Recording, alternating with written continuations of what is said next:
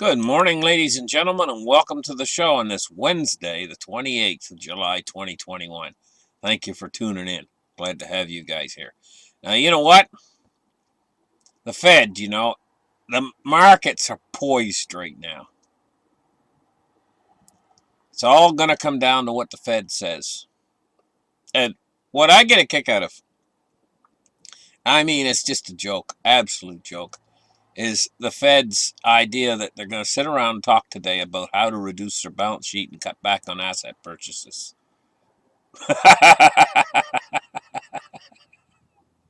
I already know. You can't cut back now, and you can't pull away the punch bowl. I know what would happen. A complete collateral collapse of the system. The whole thing is just come right down to the ground. Yeah, it's like right now this entire financial system is like that big condo building down there in Florida that collapsed. That's what it's like. And right now you can't. And the Fed's sitting there talking about pulling the support. That's like saying, okay, we're gonna remove all these beams down here on the first floor on a building that's ready to collapse anyway. It's just you can't do this. It's impossible. You can't remove support from the system now. When they embarked on this in 2008, this central bank policies to support the system has become totally reliant upon it. And this is why they're listening so carefully today to what the Fed's going to say and what their next move's going to be, because the market is poised. So the Fed better be very, very careful how they word things today.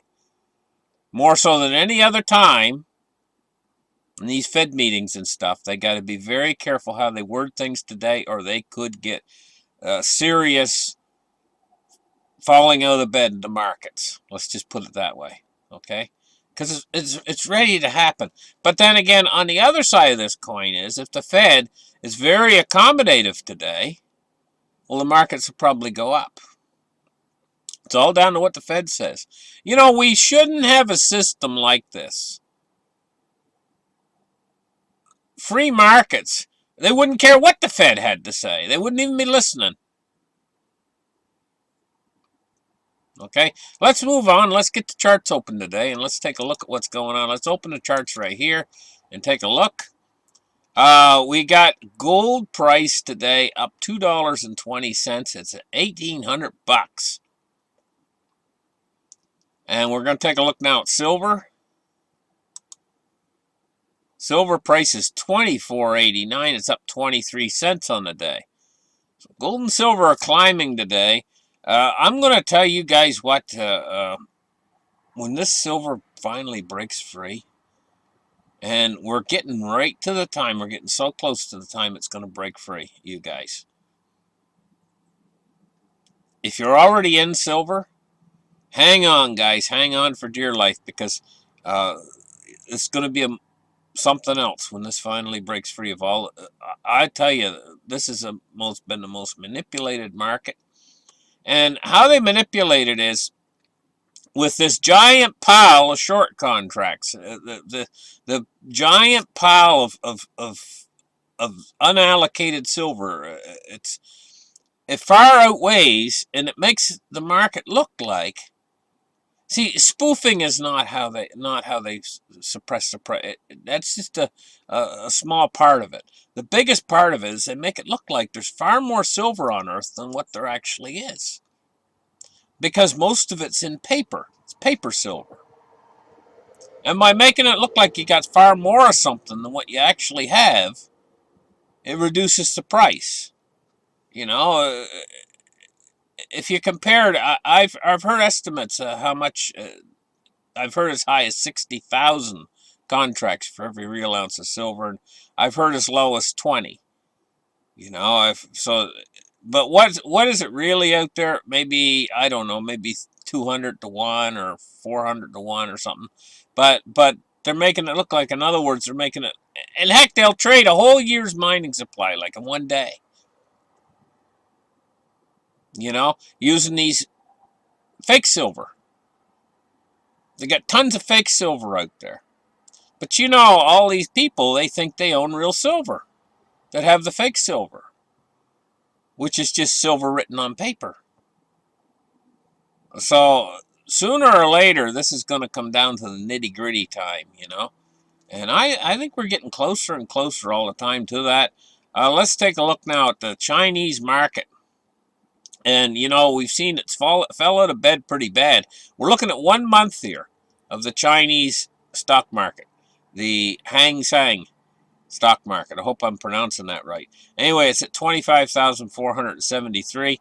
It's down 3,500 points, 12% in the last month.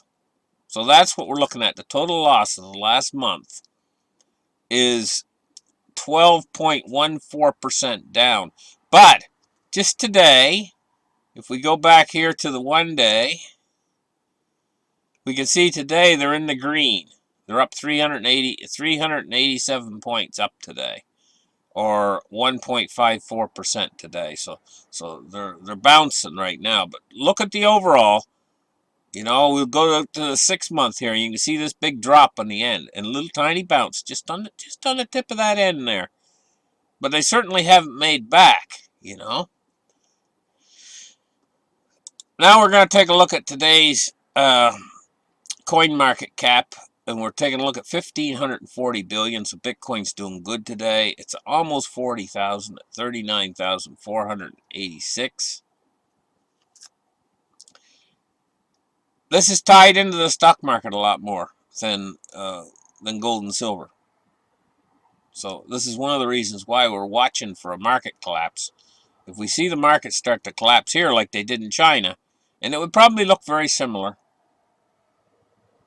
you know, then Bitcoin would probably lose some of its steam too, you know, if the markets collapse. Take a look now at the Dow Jones today and see what it's doing. It's off 48 points on the day so far, 35,009. So they're waiting for news, basically what they're doing. They're down 48, okay, down 51 points.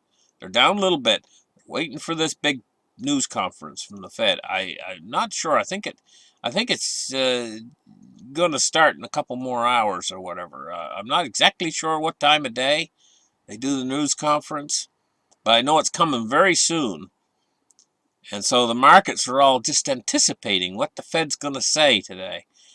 You know, this is what gets me, is how they sit back and they anticipate everything that the Fed's going to say. It's got nothing to do with everything that's going on in the rest of the world. It's meaningless to the markets now. I mean, we could have a meteor come from space and blow up half of the world, and the markets, oh, we're not attending, we don't care about that. We just want to know what's the Fed going to say about it. You know, those aren't markets. That's not a free market. It's a market that's run and driven by the Fed and monetary policy. And you think they can pull that monetary policy away? They can pull that punch bowl away, and nothing's going to happen? That's what they're discussing today. They're actually sitting there, and it's ludicrous. Them sitting there talking about how they're gonna taper back and how they're gonna cut asset purchases and all this kind of stuff. It's nonsense. They can never do that.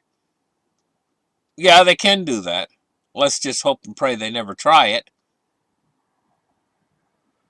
because when they do it, if they pull things back and try to pull things back, everything's gonna collapse. Everything's gonna collapse. Because everything's all linked in together. The system, I mean, it's all linked. It works from the top down, you know. They're up there in their ivory tower. They have the top part of the system. Everything trickles down from there. And so if you cut the spigot off at the top, the bottom all dries up. You know, no water gets down to the bottom, to the base. Water being money or liquidity. Money is what runs everything in this world. We've got an entire system that's run on currency. That's what drives everything. That's why everybody gets up in the morning, has their coffee, heads into work, Everything functions on that, you know? And so basically, if you dry that up, everything stops functioning. Everything. Your power that lights your house. Everything functions off of that. And, if everything stopped functioning, well, let's just say we would be in big trouble.